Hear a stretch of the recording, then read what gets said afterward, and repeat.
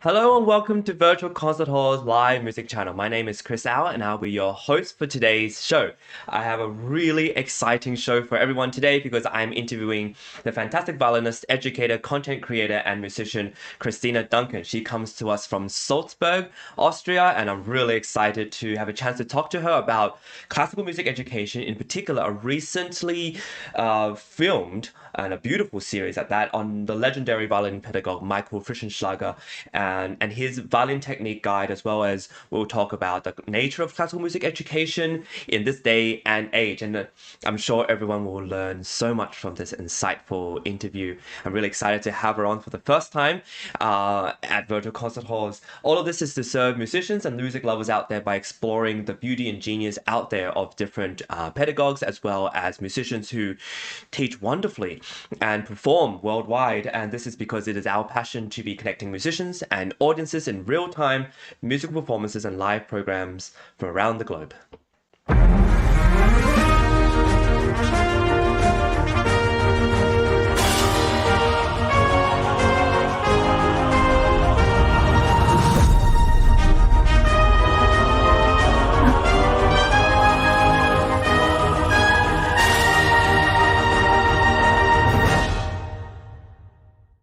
Hello and welcome to Virtual Concert Hall's live music channel. My name is Chris Au, and today there's an incredible show lined up for you. And I'm going to be interviewing Christina Duncan, a fantastic violinist who will be talking to us about a recently filmed series on violin technique, especially that of the incredible pedagogue Michael Frischenschlager. But first, we'll talk about the season we have. We are about, 4 or 5 months into the season, and it's been exciting so far. We've had performances at the Carnegie Hall. We're organizing these amazing orchestra auditions that are coming up in January, and this is amazing, especially if you would like to perform with orchestra. We have orchestras all over the world, especially in the US, but also in the Czech Republic, as well as the Cairo Opera Orchestra. So more about that in 1 second, but let's have a quick look at what we have in store for this whole season.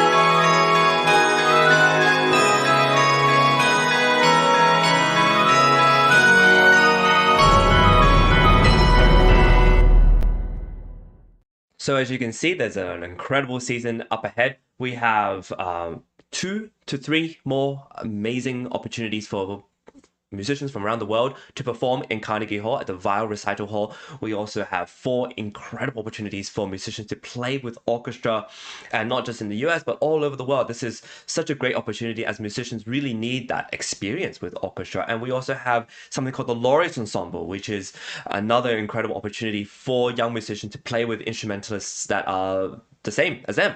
We have flute ensembles, we have violin ensembles, we have so many more different ones that are encouraging young musicians to get together and play together, directed by some esteemed musicians in the US and all around the world as well. So lots to look forward to, and I'm sure everyone will be really interested. Just check out our websites at virtualconcerthalls.com. We have soundespressivocompetition.com.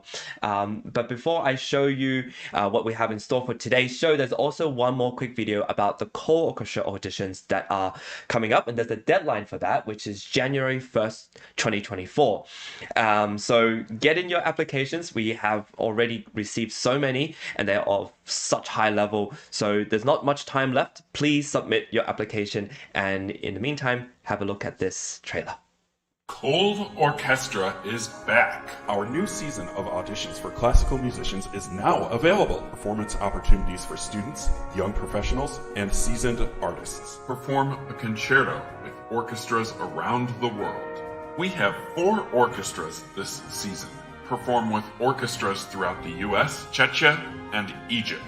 New this season, opportunities for composers to have their orchestral works recorded by the Boulder Symphony Orchestra, mastered and distributed on the world's most known music streaming platforms. Audition live from the comfort of your own home. Get live evaluations from expert judges and expand your online presence through our international internet broadcasts. Additional award and performance opportunities are also available. Visit our website for full details. Don't miss out on these wonderful opportunities to advance as a musician and perform on a world-renowned stage. We look forward to hearing your performances. So what's amazing about these opportunities is it's all around the world, and we are becoming quite an international organization, and we're just so pleased to have this season up ahead. Leading up to these big performances and big auditions, which we'll also live stream for everybody to watch. Every day we do a show. Every day we are either interviewing amazing musicians out there, or pedagogues, educators, music promoters, managers, and we also have a documentary series that's out every Thursday and Sunday that explores Beethoven's symphony alongside the narration and the commentary by Larry Rapchak. These are incredible productions that we have, and the incredible Dr. Anna and I usually make a little comments, some suggestions, some really cool insights that we want to share before and after the show. So please join us for those as well. And in light of these amazing musician interviews and topics, I want to introduce today the incredible Christina Duncan. She is a wonderful violinist, educator, content creator, and administrator who is embarking on a very illustrious career. She is the producer of classical music films, particularly the most recent series, The Classical Violin Technique, which aims to preserve the teaching method of Professor Michael Frischenschlager while making classical music education accessible on YouTube. This series has been praised worldwide by incredible people like Rachel Barton-Pine and YouTube star Roman Kim. She also released a 1-hour documentary series in conversation with Professor Michael Frischenschlager, which premiered in May 2023 on My Fidelio and also in Austrian National News. As a violinist, she is incredible and has performed in major halls such as the Golden Hall of Vienna Musikverein and Schönbrunn Palace, as well as the Bruckner House in Linz.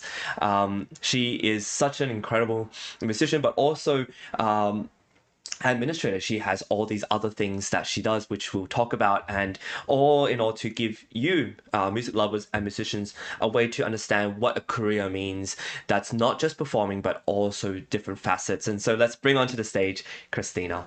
Welcome. Thank you so much for having me, Chris. It's a real honor to be here today. Yeah, it's really amazing. Please tell us where you're coming to us from and what you're doing at the moment and what's going on in your life. So yes, I'm originally from Canada, so I'm from Vancouver, and I'm working in Vienna right now. So I'm in Mm. Salzburg for the holidays, and it's just really nice to be here right now. Is there a lot of snow where you're at? What's it looking like now? There is no snow in Salzburg currently, but also not in Canada, so I feel like I'm not I really know missing that. there's like a very It's- thin layer outside, and it's very sad. We had like rain a couple of days ago, and so all that wonderful snow just sort of got flushed away. So, oh but dear. in any case, we still have our amazing conversation to be had. Tell us about your interest in um, producing classical music education films and series. Where did that start? Well, I spent the greater part of my life moving for, yeah, classical music education. So I moved to Germany when Hmm. I was 17 to study with at a music pre-college there, and then I moved to McGill and had my bachelor's studies there. And yes, and when I went to Orford, the very first year I went to McGill, and I met Professor Michael Frischenschlager, which made a huge impact Mm. on my yeah, perspective on music education and how you can study technique. So then I had this continued goal during my bachelor's on that I wanted to end up in Vienna and study with Professor Frischenschlager. So that really did help me, and that experience at Orford was very yeah, impactful for my um, yeah, musical life. But since this, I Hmm. haven't spent very much time at home.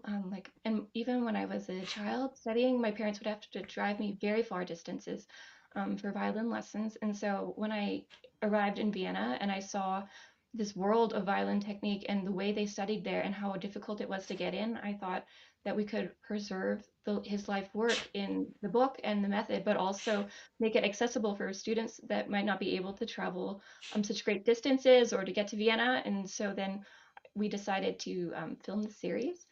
And Mm. yeah, and so that's kind of how it started.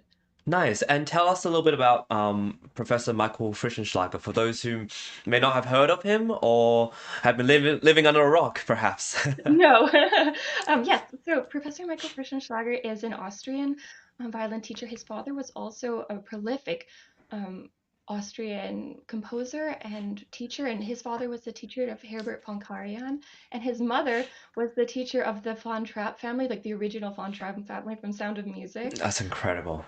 And so from a very young age, he was influenced by all of these great names and had all these wonderful colleagues. And so then Hmm. he joined the Philharmonic very young, I think like as a late teenager or in his early 20s. And then through this, he had developed this method of the Viennese Violin School. So the Viennese Violin School started through Mozart's father, so Leopold Mozart. Oh, And wow. wrote a textbook, like a treatise on violin playing, that is, I guess, one of the first serious works analyzing how to play the violin. And because Mozart was such a his son Wolfgang Mozart was such a prolific composer, to play Wolfgang Mozart from a technical historical background, you would always use the textbook from Leopold Mozart. And this combination of writing a technique book, having a composition or like composer's son, gave Vienna and Salzburg this long-standing tradition of being a kind of a leader in violin playing or string playing. Yeah. So they've made many textbooks since then, and Professor Frischenschlager has wrote the latest treatise on violin playing until someone new comes along. Um, yeah, and Wow, there's that's incredible. So just to dig deeper into it, what are certain differences you realize as a violinist that are different depending whether you've studied the violin in the US and this Vienna, like what was the are there certain drastic differences or there what is it are. like? Hmm. So just from my perspective alone, I think historically there's about three very strong violin schools. So Viennese Violin School, a Russian school, and then the New York American style. And so someone from Canada would have been more familiar with the New York style. And I think from that it would be much louder, much more, a bit more on the string, and there's a big focus on being together and this very metronomical, brilliant, precise sound. And the Viennese have a much more stronger focus on articulation, where you lift the bow. They lift the bow a lot more. There's more pauses, Mm. which is why Mozart's music sounds very light if you were to play it in the Viennese way. Um, and so that would be one of the things that I think the Vienna Philharmonic is very famous for, a very light, playful kind of a musical style. And the New York Philharmonic, if I was just to say something, it would be a much louder, very precise, broader strokes. But this is just my personal experience basis. It's not Yeah, that's really cool. It's very quite similar to perhaps different technique schools in the piano world too. The different kind of way you approach technique. And can you tell us a bit more about when you're performing now? Are you more the Viennese style, or do you adopt some things of the New York style depending on what you're playing? What is that like for you? Oh, for me personally, yes, I've been studying more of the Viennese works just because I'm here right now, so Yeah, I'm of trying to course. like Yeah. put that into my repertoire as much as possible. Yes, I think yes, you would try and apply things in the ways that you like the piece requires, and depending on where that composer was from. But in generally, I think the basis of string playing is very unified. Especially for violin, it's not maybe like some other instruments like bass, where depending on the region, they have completely different bow Mm. holds or expectations. For violin, it is very standardized. And so, if anything, it's becoming so standardized that people are worried about the different schools losing their individuality. There's not so much Mm. of a Russian school anymore. Um, Compared to the past. And so, yeah, Anna Sophie Mutter wrote a big article recently in the BBC Wow. last month about this phenomenon of players achieving a certain sound and then becoming kind of the same. So there's definitely that to be aware of too. That's quite a controversial topic. I can imagine because you I guess in light of competitions or in light of this social media perhaps, where you can hear everyone and you can hear all these different things, so you start to get a conglomeration of many different kind of styles, and maybe distinction or individuality might not be as emphasized. What are your thoughts on what she wrote? Yes, I agree. I think there's a big risk when a young player does have their own sound because, for example, if they were in competitions, often they are penalized for that because you have to choose your voice over the voice of the composers or the teachers that you're maybe being influenced from, and that takes a Yeah, certain inner strength to pull that yeah. through. So I think that is definitely, yeah, a topic that each musician has to find for themselves and Hmm. yeah, really stay. I don't want to like staying true to yourself because essentially you have to work so hard that the music is then playable to you and then getting it to a musical level. So Yeah. yeah, it's a difficult amount of work. And in our series, we demonstrate the technique exercises and then always have a musical example of when you can use them to try and Nice. pull it back to say that like technique is the foundations or the basis to then play beautiful music and it's not one or the other. Yeah. Well, let's play a little clip of that sort of video excerpt, which shows this sort of musical example following a technique. But it just before we play, it appears to me that technique is something, especially with this series, something you kind of adopt and you learn and you kind of embed in your mind and body and spirit, perhaps before you decide to kind of be more adventurous. Oh yeah. And so you at least have the fundamentals. You can then you kind of know what rules you can break, perhaps. Yes, and you have like the self-assurance to break them, perhaps. Yes. Absolutely, yeah. Okay, well, let's have a look at this clip and we can talk about it afterwards. Sounds great.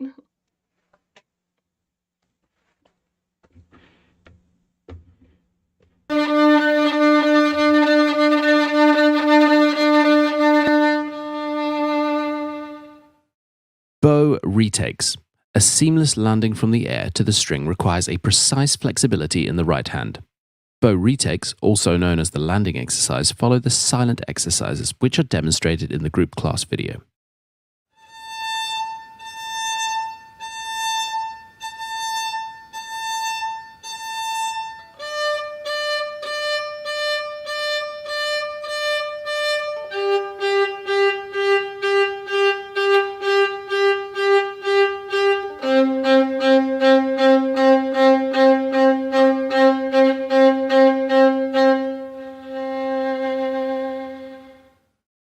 Musical example of detache and bow retakes. Fritz Kreisler, Preludium and Allegro.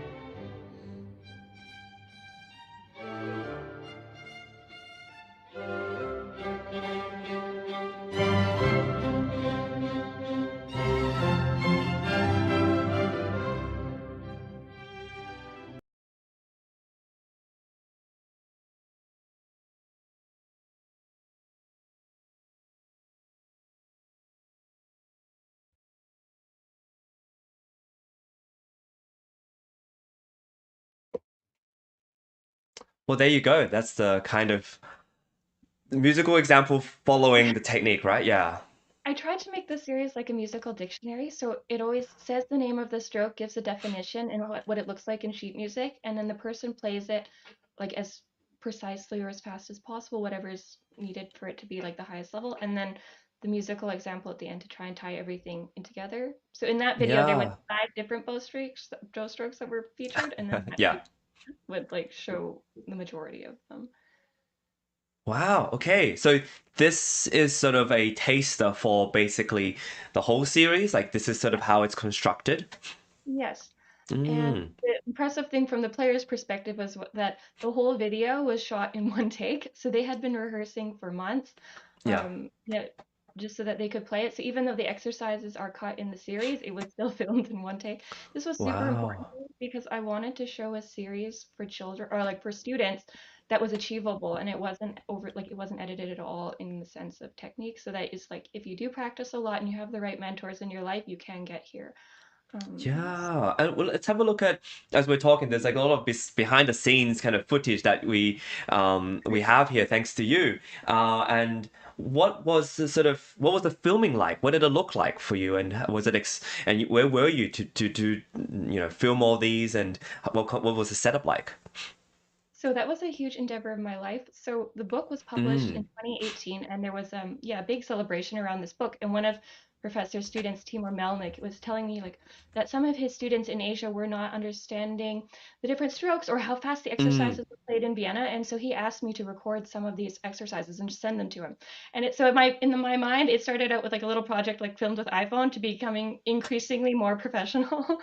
So Yeah, that it looked started out really with good. Look at those cameras and everything. It so looks yeah, really that this incredible. picture Yeah. is if we hold on this picture, it's the lighting. Since there's so many chandeliers in the background, the violin player would be black on the screen. So we had to take down all the lights in Schönbrunn, turn them around so that they were on the player because normally the lights would be on the stage. So we had to put all the lights directing towards the audience. And there in our videos now you can see the violin clearly. So that was just the lengths that we Yeah. had to go to film in such a beautiful location. There was like a lot to look at from lighting, from sound, and then yes. So Yeah, these are anything really big professional equipment. it was, and this is a friend of mine, Vincent Bueno, and he was actually Austria's candidate for Eurovision and a huge star in Spain, What? for millions of people. And it was Corona, and our film team could not fly in from London, so he took over the whole project a week in advance. So him and Wow. his team, Lawrence Carla, and then our other editor, Sat Solanki, completely saved my project because we had won the rights to film at Schönbrunn Palace through the Music University, our director, Frau Sush. And so there was only one chance. We only had 2 days to film, and if we had Mm. lost this like short window, then yeah, the series could have looked very different. So that was another. Yeah, no, it's Like really incredible. So just to reemphasize, this was at the Schönbrunn Palace. it was, and that is the Mm. private theater of the emperor himself. So you can't actually go in there. But it was where Mozart played for Empress Maria Theresa when he was 5 years old. So there's like so much Viennese history. Wow. And we got to film there, which is actually because it was a private theater, it's smaller, so it actually fits into the camera angle. If we had filmed in a bigger opera house, you would not see as much, just And what because was of the the sound like in there? I guess just amazing very and so. because Wow. we're opera singers, just so their voices really. Yeah. There's only 250 seats, so it's really for a violin player or any kind of musician, really the ideal hall. The emperor knew what he was doing. Yeah. So that was another, huge honor for the project. It was also the first film series ever to be filmed there. So, yeah, huge thank you to our university for believing in us. I realized, That's yeah, really cool. No, it's really cool. I want to show everyone another clip of this. This is titled Scales Without Shifting. So yes. can you tell us a little bit about this video and then we'll play that excerpt? Sounds great. So, one of the big aspects about Frischenschlager's method is that he puts all of his exercises have a duo form. That means you Mm. and his class. Okay, so every Tuesday we have a 2-hour technique class where everyone in the class, no matter what year they are, play the exercises together. And so this allows the violin players to practice ensemble work and like lining up things, which really helps for quartet, chamber music, and any kind of orchestral playing. Of course, yeah. This scale series is unique, or pretty unique to Frischenschlager in the sense that it's 2 octaves without shifting, which is uncommon for violin. And it's mostly for orchestral playing in general. And we do, in the earlier parts of the video, which we won't show because it's so long, we practice it with whole bows really slowly in different dynamics. And it's always the extremes. You just want really piano or super forte, which is loud, so that you can yeah, mezzo piano is just the easiest one that everyone just normally plays. So that is being trained in this video, and it's mostly just to show if you practice how fast you can get things to line up, which is just so important for any kind of orchestral musician. So yeah, Yeah, that's and for some kind of background also, I remember because we met at Orford Music. We didn't even that's talk about didn't the music camp that bonded us and introduced us to each other. You had during these 2 weeks that Michael Frischenschlager was teaching, again, you had these technique classes, and were you doing some of these exercises? How many can you get through in a day? Or yeah, what's the schedule like? What was that like for you? Oh yeah, that's always really lovely. So Professor Frischenschlager will take the technique exercises around the world. So we got through two programs. So we did these exercises of scales and the next one, which is with shifting. And it's really interesting because you have these players who are just phenomenal and just that chance to get back to the basics and really see because often when you do play these scales, you're a child or you're smaller, Mm. and now bringing coming back to that as an adult and seeing how you actually play the fundamentals and the other nice thing about that is it's not in your private lesson. Everyone comes together, the whole class can have fun or be scared together because he's quite a scary Yeah. person. And just have that so you get to play your repertoire with him in your lesson and then have your technique looked at in a group, which is just really a bonding experience. So Is it sort of like yeah. a is it sort of like a yoga class where everyone's doing the same thing, but then Yeah, Professor Frischenschlager would go into and oh no, you can adjust here and downward dog could look a little bit exactly. different. What is it? Yeah. That's like on a good day. On a bad day, he'll be like, "You play this," and then you have to stand there in front of Oh. everybody and play everything. So, which is good for getting like the motivation to practice is high. So, Yeah, I mean, it's scary for sure, but I think it really emphasizes the fundamentals. I don't remember the last class I had where we all got together with grand pianos and we all did B major scale together or something. As a I mean, just pianist, the it's like this, logistics of that is completely yeah, it nuts. just doesn't happen. Well, let's have a quick watch of this clip now and see this sort of thing in action. Sounds good.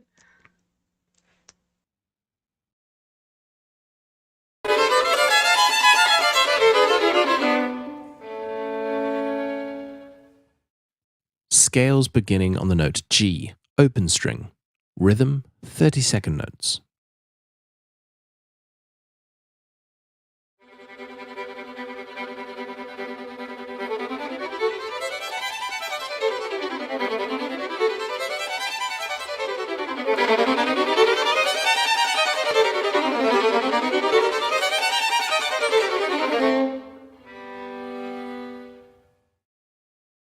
Scales beginning on the note A, 8th position.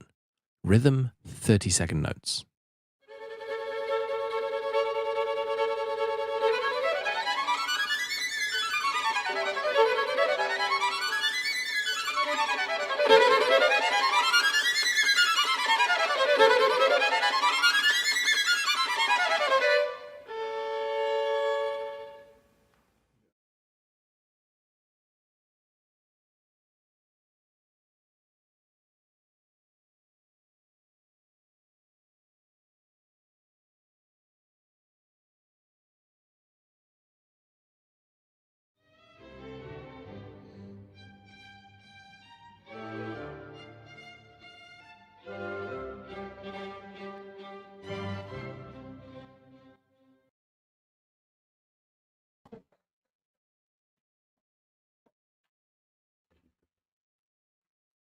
I mean, that's really scary. I'll be let's say crapping myself, shall we say, trying to get that together.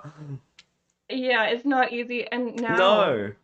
like before, we would tour and play these like scales, and it didn't matter what speed you played it in or what Yeah. position. Now that the videos are out, everyone has to play it that high in its position on the time. So It looks we made terribly our life very difficult. hard for ourselves. It looks awfully hard. And also what's Difficult. like I mean you record it's difficult enough to record something like a I don't know a partita violin partita.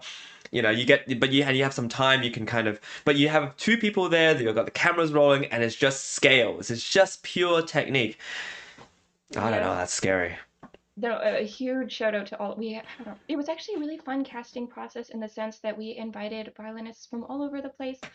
Um, and just actually having a project with lots of violin players is kind of rare because usually they're a soloist or alone. And so it Mm. was really fun for everyone just to hang out. And it was very stressful. Everyone got their scripts about 3 months in advance. And then they were sending us videos of them practicing it just to make sure the professor would correct them. Wow. because we knew the pressure. We had to film 20 videos in 2 days at Schönbrunn, which meant Mm. everyone had one chance to film their whole video perfectly once. And then if there was something that they wanted to refilm, they had the option. But actually, since they were so trained and so prepared, we didn't have any difficulties, and everyone did do it really well. Wow. Really phenomenal, and I really appreciated that they put so much effort in. And Yeah. And we have yeah, some other photos too. This is really beautiful, huh? This is the whole setup and also the Schönbrunn Hall in background. That's beautiful. it was really nice. And oh yeah, this was an so we did a Professor Frischenschlager himself does not appear in the technique videos just for the pace. So then I wanted to demonstrate his life story and his Mm. just very profound musicality. So in that picture, there's our musicologist Rudolf Eigmuller, and Uh-huh. Uh-huh. together we wrote a parallel series, which is an hour long, about his thoughts on music education, thoughts on music, and yeah, his life story. He personally studied with Menuhin, and so that was a filmed interview, but we also wrote a little essay, like a profile essay on Frischenschlager's life, which is now also available so that um, the players would understand where this technique did come from. That was Yeah. really important to me. So that is this picture, Wow. his technique book, and then two essays that we wrote on the Viennese Violin School and Professor Frischenschlager's life. Um, What I so love about this whole thing and actually, and is that's your sorry, that's Carlo. He interviewed yeah. on conductors. So he has an episode of himself, and he's also now the Oh. Kapellmeister in Salzburg, like their opera house. So Wow. it's so nice to see like the careers of the musicians. Yeah, these Yeah. are very legitimate musicians who have great performing careers, who have been influenced, who have been impacted and educated under this technique class and technique. What would you say, a treatise, perhaps? Yeah, and I think it was just really fun. Like our youngest player at the time was 14 years old, and our oldest is 25. So it's really I liked it. It was like teenagers also showing Yeah. other teenagers what's Did you play possible. in this? Are you I did. featured? I Ah, had there we music go. that intro, so it was Very the most good. stressful day of my life because we had to like film everything and then like to then play was a big challenge for me. Yeah, But because I can imagine how difficult it is with all the production and having to organize people and when they come on and everything. But then to have to pick up the violin and also play is a mighty well, challenge. we also had signs because no one was allowed to walk into the room, so everyone had their watch and was time coded and knew when to enter the door. It was Whoa. so precise because of the like the nature of the building. So that was really yeah, a very nice time in my life, but very stressful. And yeah, this What? was a book, and it was just like imagining what a book could sound like or look like. Yeah. Yeah. I love it. I love it. I mean, I love the joy in your face too with all this. And I know you brought this to Orpha. I know you bring it around. What's next in terms of where you will promote this and what you want to do with it? Well, we might have a movie theater premiere with our university, and that would be yeah, cutting it in a way that would be then in a movie theater just for the Viennese audience, and then promoting it further on YouTube because we've only released the first 5 episodes, and we have another like 15 to go, and then 15 to go. That's yeah, fantastic. I'm really How are looking you finding the kind of release of it and the feedback you've gotten? Has there been a rewarding sort of back and forth now that everything's done and you actually get to show the public? Yes, it's really, I get texted pictures of little kids now playing violin because they had seen this years earlier. And somebody made a 3D printed pencil with a clip of a violin bow because Professor has this exercise where you hold the pencil and do bow exercises, but it's just lighter and easier. And this person had printed out the frog of a bow using a 3D printer and then put them together. And then, so just seeing how people Whoa. interact with the videos and how they practice technique in their own way is like very rewarding and just fun. So trying to respond to everybody is like I'd nice. imagine also when you have this sort of when you've been there for all the episodes and I know there's a little exercise, there's a workbook and everything as well, right? How has that impacted your playing or if you teach, like does it impact the way you teach or impart your wisdom and insight? Because it's one thing to learn and study under Frischenschlager, but it's maybe another to have produced this incredible technique series as well. It's sort of like embedding more and more of this into your brain and your subconscious. That's a really good question. I noticed I can maybe define technique very quickly, like give the definition because I spent so Mm. much time trying to make it as easy as possible. I mean, music will never be easy, or like watching these doesn't make music any easier. It just makes it maybe more accessible. Um, but if someone's playing something and they have this problem, like your bow is bouncing, then you can narrow it down very specifically to what the problem could be and what solutions you can have in a stepwise journey to, like, you could play Mm. this extra person and this one. So maybe being able to define things a little bit more precisely would be so. I Yeah. think the conductors kind of struggle with this sometimes. Like, you have Mm. this huge score and how is the bow supposed to be reacting, and all you have is like a sheet in front of you, and then knowing what is supposed to be happening. But I think that's a lifelong journey, and the more I learn, the more you realize there is, like, the journey just keeps going, and it's very fun to explore. Wow. Yeah. Well, for everybody watching, I hope they have a chance to check out. I think all the release stuff so far, the videos and the material, it's on your YouTube Yeah. channel. Is that right? Okay. Yes, it's all under my YouTube channel, which is just the name. But if you Google my name or Frischenschlager's name, it will come out. Yeah. Amazing. Well, I hope everyone will check it out. And I want to pivot to asking you sort of what your view is on classical music and digitalization. A lot of all these sort of technique things, as well as the really cool thing you did with the interview, which is, I think, in our day and age, even more and more important. We want to see the person behind. We want to hear the life story. What is your journey with sort of putting and placing their stories onto the internet and our social media?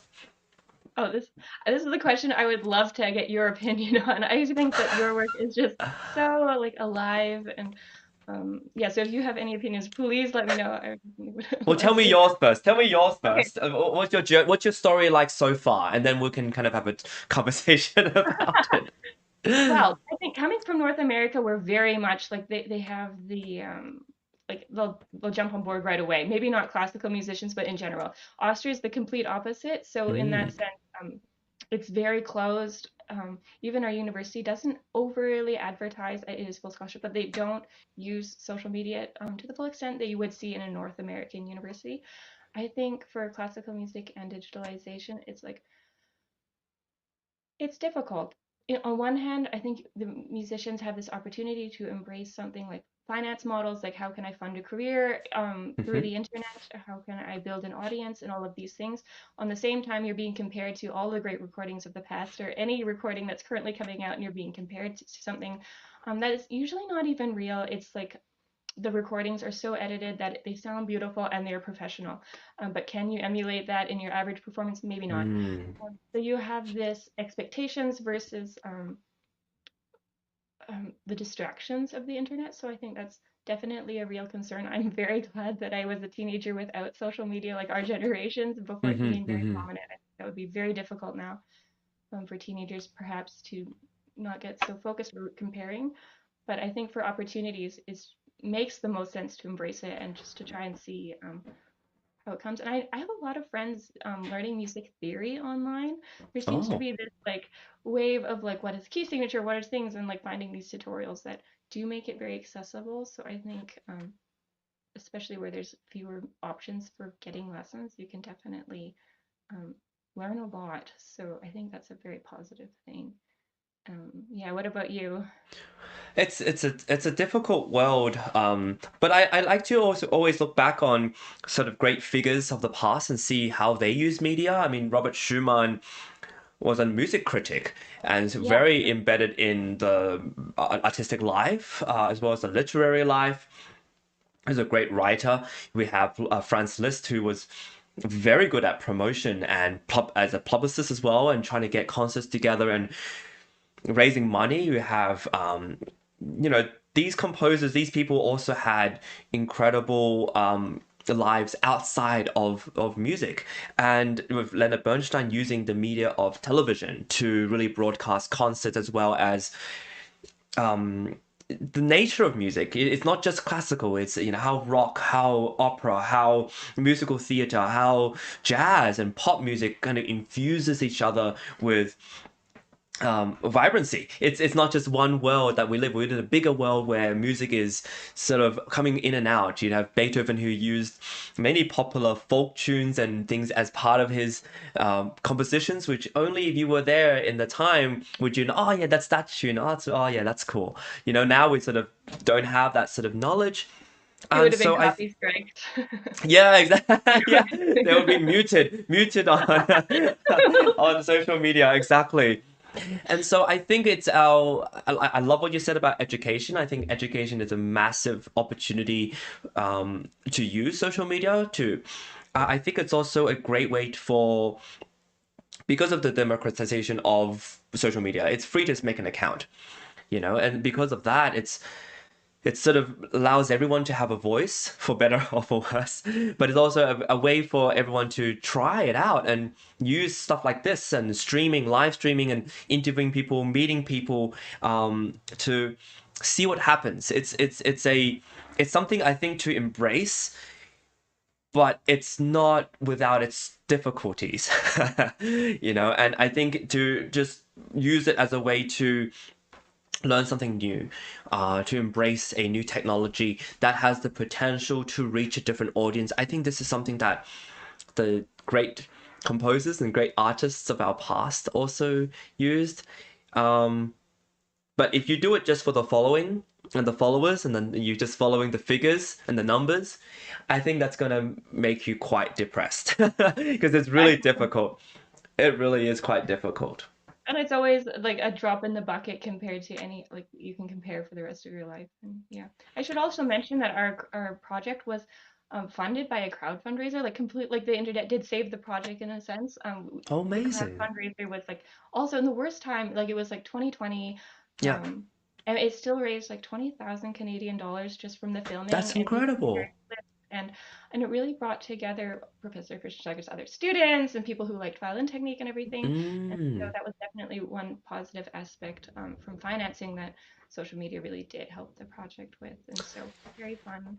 That's But wonderful. yeah, Wow. our I thought funding about goal. yeah, that's another incredible thing about our technology now that crowdfunding is a lot easier and you can use social media to get the word out and to connect with people who you may have not heard of or haven't heard from in a long time. Definitely, because I think the traditional model would have been just have benefit concerts, but in this case, that would have been so localized, and so that it really did broaden the horizons for the project. And yeah, that was really Wow. fascinating to We have see. one more clip I want to show before we kind of wrap up our show, and I almost forgot about it. And I think it's very important to show everybody because he's the star of today's topic, and Absolutely. it's a little snippet of Professor Michael Frischenschlager. Do you want to introduce the video and then we'll play it? Sure. So yes, Professor Frischenschlager is still teaching at our university, and he bikes to the university every day. And so this is our musicologist asking Professor Frischenschlager how he gets his energy to teach, and yeah, what his joy is in music. Let's have a look at it. Thanks.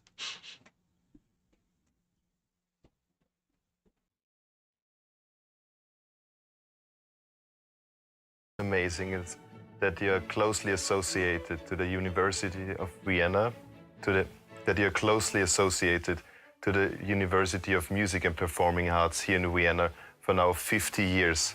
You were rector, emeritus now for over 16 years, and you're still teaching your own class every week. Where do you get this enormous energy from? Well, the first thing is I must say every day, thank you that I'm healthy. Because without health, you have no energy. Of course. And then I think, and of course, I'm always grateful that I can still teach. There are many countries where if somebody is emeritus, has to disappear. But for instance, at Juilliard, the people, the famous teacher can teach until they want, and in Vienna it is like that, and I think it is beautiful, it is wonderful. But for me, there are two sources for energy. The one is I am an intensive musician, and for me, the first most important source is music, to make music and to teach music. Yes. And this really, I can feel sometimes if I'm not so well up, but I go to the university, I can teach my students, I forget not to be so well. And so this is one source. The other source is really this feeling that you as teacher are there to help students, in this case to help young violinists, to make the biggest possible, greatest possible progress according to their talents in their study, and to help them not only in music, in teaching, also to help them, to give them help in their daily life, to try to find for them scholarships, and yes, to be there for them aside from the teaching. Wow. So this is, for me, these are the main sources for That's so beautiful. teaching. I think there is nothing to add to it. Professor, 1,000 thanks for the interview. It was a pleasure. Thank you. I thank you very much.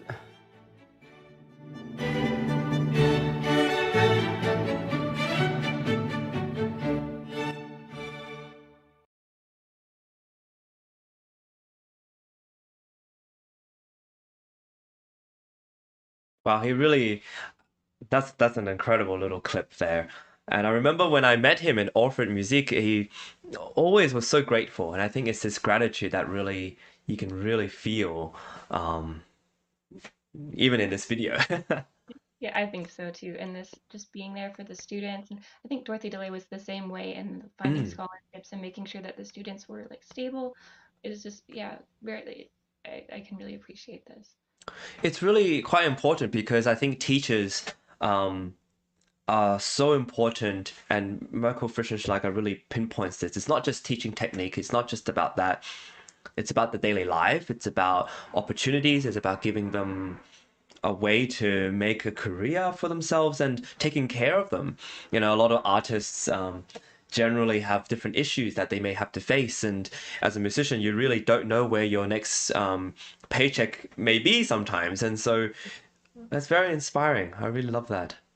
Yeah, I think it's a very nice way to like, conclude. Yeah.